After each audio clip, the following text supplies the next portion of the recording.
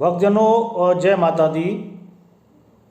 भक्तजनों, जैसा कि आपको पता है, आध्यात्मिक भक्ति ज्ञान चैनल की तरफ से आप दुर्गा सप्तशती के अध्यायों का वर्णन कर रहे हैं।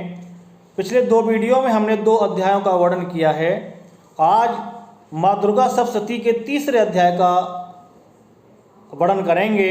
आप इसको पूरे मन के साथ ध्यान से सुने। दूसरे अध्याय में आपने सुना महामाया ने, आदिशक्ति आद्यजन्मा जगजननी ने, जगदम्बा ने महिषासुर की सारी सेना को मार डाला है। तीसरा अध्याय में आप सुनेंगे सेनापतियों सहित महिषासुर का वध। महर्षि मेघा ने कहा, महिषासुर की सेना नष्ट होती देखकर उस सेना का सेनापति चिच्छुर क्रोध में भरकर देवी के साथ युद्ध करने के लिए आगे बढ़ा। वह देवी उस पर इस प्रकार बाणों की वर्षा करने लगी मानो सुमेरु पर्वत पानी की धार बरसा रहा हो। इस प्रकार देवी ने अपने बाणों से उसके बाणों को काट डाला तथा उसके घोड़ों और सारथी को भी मार डाला।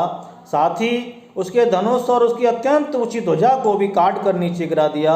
उसका धनुष कट जाने के पश्चात उसके शरीर के अंगों को भी अपने बाणों से काट डाला, बींध डाला।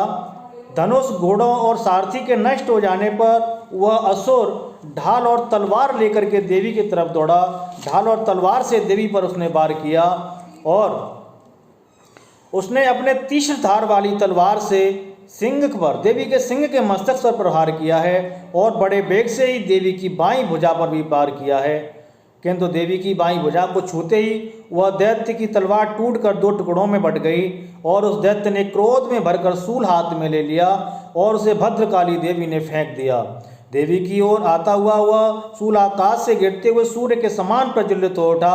उस शूल को अपनी ओर आते हुए देखकर देवी ने भी एक शूल छोड़ दिया और उस देवी के शूल ने उस महिषासुर के शूल के 100 टुकड़े कर दिए, उसको खंड खंड कर दिया है।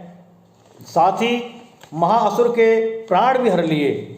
उसी शूल ने उसके शूल को काटते हुए 100 खंड करके उस महादैत्य को भी मार डाला है, चिच्छुर को। चिच्छुर के मर जाने के बाद देवताओं को दुख देने वाला चांवर नामक दैत्य हाथी पर चढ़कर देवी से लड़ने के लिए आया और उसने आने के साथ ही शक्ति से प्रहार किया, किंतु देवी ने अपनी हुंकार से ही उसे तोड़कर पृथ्वी पर डाल दिया।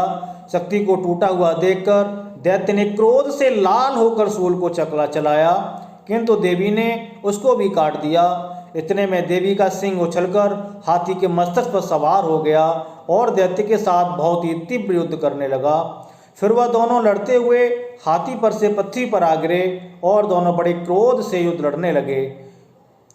फिर सिंह बड़े जोर से आकाश की ओर उछला और जब पृथ्वी की ओर आया तो उसके पंजों से चामर के सिर को धड़ से अलग कर दिया और चामर को मृत्यु के घाट उतार दिया। क्रोध में भरी हुई देवी ने शिला और वृक्ष आदि की चोटों से उदग्र को भी मार दिया। कराल को दांतों, मुक्कों और थप्पड़ों से चूर्ण कर डाला। क्रोध में हुए देवी ने गदा के प्रहार से उद्दत दैत्य को मार गिराया। बिंद्री पाल से बासकल को और बाणों से ताम्र अंधक को मौत के घाट उतार दिया। 3 नेत्रों वाली परमेश्वरी ने त्रिशूल से उग्रास्य, उग्रवीर और महाहनु नामक राक्षसों को मार गिराया। उसने अपनी तलवार से बिडाल नामक दैत्य के सिर को काट डाला और अपने बाणों से दुधर और दुमुख राक्षसों को भी यमलोक पहुंचा दिया है। इन सारे राक्षसों को महादेवी ने, आदिशक्ति आद्यजन्मा ने मौत के घाट उतार दिया। इस प्रकार जब महिषासुर ने देखा कि देवी ने मेरी सेना को नष्ट कर दिया तो वह भैंसे का रूप धारण कर देवी के गढ़ों को दुख देने लगा। उन गढ़ों में कितनों को उसने मुख के प्रहार से, कितनों को खुरों से और कितनों को पूंछ से, कितनों को सींगों से और बहुतों को दौड़ने के बेग से, अनेकों को सिंहनाद से और कितनों को चक्कर देकर और कितनों को श्वास वायु के झोंकों से पृथ्वी पर गिरा दिया। वह दैत्य इस प्रकार गणों की सेना को गिरा देवी के सिंह को मारने के लिए दौड़ा। इस प्रकार देवी को बड़ा गुस्सा आया। उधर दैत्य भी क्रोध में भरकर धरती को खुरों से खोदने लगा तथा सींगों से पर्वतों को उखाड़ उखाड़ कर धरती पर फेंकने लगा और मुख से शब्द करने लगा। महिषासुर के बेग से के चक्कर में आने से पृथ्वी क्षुब्ध होकर के फटने लगी। उसकी पूंछ से टकराकर समुद्र चारों ओर फैलने लगे और हिलते हुए सींगों के आघात से मेघ खंड खंड हो गिरे। इतना भयानक और भयंकर था ये भक्तजनों महिषासुर। और श्वास से आकाश में उड़ते हुए पर्वत फटने लगे। इस तरह क्रोध से भरे हुए राक्षस को देख चंडिका को भी क्रोध आ गया और वह उसके मारने के लिए क्रोध से भर गईं और देवी ने पास फेंककर दैत्य को बांध लिया और उसके बंध जाने पर दैत्य ने अपना रूप त्याग दिया और सिंह का रूप बना करके ज्यों ही देवी उसका सिर काटने के लिए तैयार हुई, उसने पुरुष का रूप बना लिया जो कि हाथ में तलवार लिए हुए था। देवी ने तुरंत ही अपने बाणों के साथ उस पुरुष को उसकी तलवार ढाल सहित बींध डाला। उसके पश्चात वह हाथी के रूप में दिखाई देने लगा और अपनी लंबी सूंड से देवी के सिंग को, देवी की सवारी को खींचने लगा और गर्जना करने लगा। देवी ने अपने तलवार से उसकी सूंड काट डाली। तब राक्षस ने एक बार फिर भैंसे का रूप धारण कर लिया और पहले की तरह चर अचर जीवों से समस्त त्रिलोकी को व्याकुल करने लगा। इसके पश्चात क्रोध में भरी हुई देवी इस तरह से क्रोध में भरी हुई देवी ने बारंबार उत्तम मधु का पान करने लगीं और लाल नेत्र करके हंसने लगीं। उधर बलवीर तथा मद से क्रोध हुआ दैत्य भी गरजने लगा, अपने सींगों से देवी पर पर्वतों को फेंकने लगा।